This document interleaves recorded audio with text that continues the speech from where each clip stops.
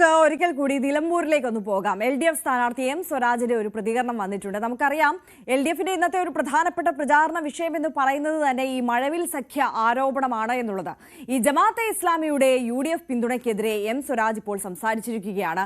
ഇത്തരം ഘട്ടങ്ങളിൽ ചേരേണ്ടവർ തമ്മിൽ തന്നെയാണ് ചേരുക എന്ന് സ്വരാജ് പറയുന്നു. ജമാഅത്തെ ഇസ്ലാമി ആര്യാടൻ എതിർത്ത പ്രസ്ഥാനമാണ്. വിദ്യാർത്ഥി ഷോക്കേറ്റ് മരിച്ച സംഭവത്തെക്കുറിച്ചും അദ്ദേഹം സൂചിപ്പിക്കുന്നുണ്ട്. ഈ സംഭവവുമായി ബന്ധപ്പെട്ട് ജില്ലാ ആശുപത്രിയിലേക്കുള്ള വഴി തടഞ്ഞത് മാത്രമാണ് എതിർത്തതെന്നും എം സ്വരാജ് വിശദീകരിക്കുന്നുണ്ട്. അദ്ദേഹത്തിന്റെ വാക്കുകൾ കേട്ടിട്ട് മടങ്ങിയെത്താം. അല്ല, അതില് പുതുമയില്ല. ഞാൻ ഇന്നലെ തന്നെ ആരോടോ പ്രതികരിച്ചിരുന്നു. അതൊരു പുതിയ കാര്യമല്ല. ഇപ്പൊ കഴിഞ്ഞ നിയമസഭാ തെരഞ്ഞെടുപ്പിൽ കേരളത്തിലെ എല്ലാ മണ്ഡലങ്ങളിലും UDFലെ ഒരു ഘടകകക്ഷിയെ പോലെ, ഒരു അപ്രഖ്യാപിത ഘടകകക്ഷിയെ പോലെ പ്രവർത്തിച്ചവരാണ് നിങ്ങൾ ഈ പറഞ്ഞ വിഭാഗം. അവരുടെ പിന്തുണ UDFനായിരുന്നു. അപ്പോൾ ഈ തെരഞ്ഞെടുപ്പിൽ അത് ആവർത്തിച്ചു എന്നേ നമ്മൾ കണക്കാക്കേണ്ടതായിട്ടുള്ളൂ. അതിന് പ്രത്യേക പ്രാധാന്യമൊന്നുമില്ല. അത്തരം ശക്തികൾക്കെതിരെ വളരെ ഉറച്ചൊരു നിലപാട് ഞങ്ങൾ സ്വീകരിച്ചുകൊണ്ടിരിക്കുകയാണ്. അപ്പോൾ എന്തായിരുന്നാലും മറ്റൊരു സാധ്യത അവിടെ ഇല്ലല്ലോ. അപ്പോൾ മാത്രമല്ല, ഇത്തരം ഘട്ടങ്ങളിലെല്ലാം ചേരേണ്ടവർ തമ്മിൽ തന്നെയാണ് ചേരുക. അതിൽ ഒരു പ്രത്യേക പ്രാധാന്യമൊന്നും ഞാൻ കാണുന്നില്ല. കഴിഞ്ഞ തെരഞ്ഞെടുപ്പിലെ നിലപാട് അവർ ആവർത്തിക്കുകയാണ് ചെയ്തത്.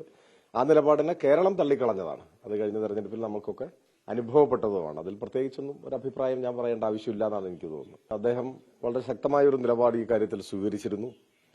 അത് പൊതുവെ ഇവിടെ മറ്റുള്ളവരും, അദ്ദേഹം മാത്രമല്ല മറ്റ് പ്രധാന നേതാക്കന്മാരും ആ നിലപാട് തന്നെയാണ് സ്വീകരിച്ചിരുന്നത്. അപ്പോൾ ഇപ്പോൾ ഇങ്ങനെ ഒരു സാഹചര്യത്തിൽ അവർ തന്നെയാണ് അത് വിശദീകരിക്കേണ്ടത്. ഞാൻ അതിനെ ഒരു വലിയ കാര്യമായിട്ട് കണക്കാക്കി ഒരു ആരോപണം ഉന്നയിക്കാനൊന്നും ഉദ്ദേശിക്കുന്നില്ല.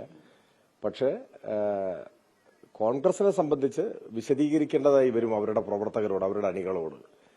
അത് അവരുടെ തെരഞ്ഞെടുപ്പ് രംഗത്ത് അത് ചെയ്യേണ്ടി വരും എന്നാണ് എനിക്ക് തോന്നുന്നത്. എനിക്കതിൽ പ്രത്യേകിച്ച് അവരോട് ചോദ്യം ചോദിക്കാനോ വിശദീകരണം ആവശ്യപ്പെടാനോ ഒന്നുമില്ല.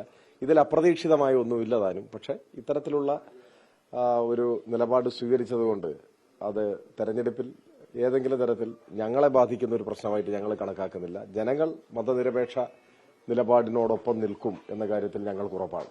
എന്തുകൊണ്ടാണ് അങ്ങനെ പറഞ്ഞത് എന്നത് അറിയില്ല. മന്ത്രി എന്ന നിലയിൽ എന്തെങ്കിലും വിവരത്തിന്റെ അടിസ്ഥാനത്തിലാണോ പറഞ്ഞിട്ടുണ്ടാവുക? ഇനി ഈ സംഭവം നടന്ന ഉടനെ അതിനെ രാഷ്ട്രീയ മുതലെടുപ്പിന് നടത്താൻ വേണ്ടി വളരെ മോശമായ നിലയിൽ ഉപയോഗിക്കപ്പെട്ടു.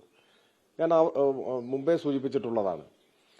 ഒരു വിഷയം ഉണ്ടാവുമ്പോൾ ചിലപ്പോൾ പ്രതിഷേധം വരും, അതിനോട് പ്രതികരിക്കേണ്ടി വരും, ചിലപ്പോൾ സമരം ചെയ്യേണ്ടി വരും. അതൊക്കെ സ്വാഭാവികമാണ്. അതിന് UDFന് അതിനുള്ള അവകാശമുണ്ട്. അവർ പ്രതിഷേധിക്കാൻ പാടില്ല എന്ന് നമുക്ക് പറയാനൊന്നും പറ്റില്ല.